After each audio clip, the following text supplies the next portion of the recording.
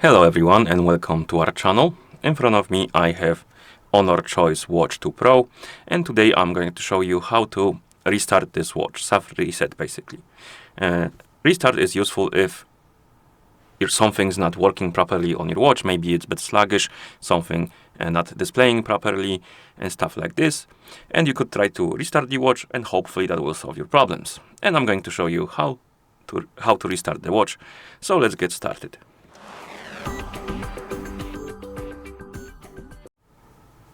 So to restart our watch, we need to press and hold the crown button right here. Keep holding it until the menu appears on the screen.